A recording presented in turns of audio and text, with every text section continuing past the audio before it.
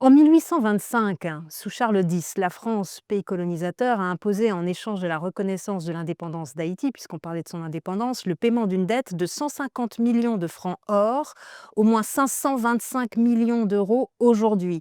Et comble du comble, cette dette qu'on peut appeler rançon incorporait le prix des esclaves. Alors, c'est le paradoxe du versement d'une rançon par le vainqueur au vaincu.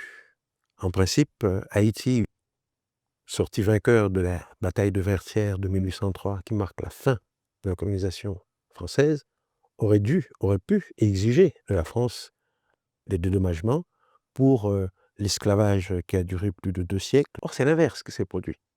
Parce que Haïti n'étant reconnu par personne, ni par les États-Unis, ni par les Anglais qui nous ont pourtant vendu les armes et les munitions nécessaires à cette libération, ces 150 millions de francs or qui correspondent, si vous voulez, en poids constant à l'équivalent de 500 millions donc, Aujourd'hui. d'euros aujourd'hui, c'est sans compter les dommages et intérêts, sans compter l'argent que que cette somme aurait pu produire.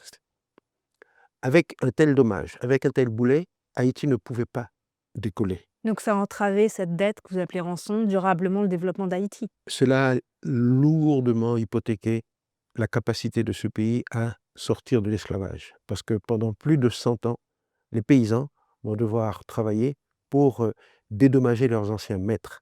Il y a quelque chose de paradoxal, alors que c'est l'inverse qui aurait été logique. Mhm. Et c'est précisément pour inverser le cours des choses qu'aujourd'hui Haïti demande pas seulement réparation pour faits d'esclavage et de colonisation, comme le font tous les autres peuples afrodescendants, mais simplement restitution d'une rançon qui était indue.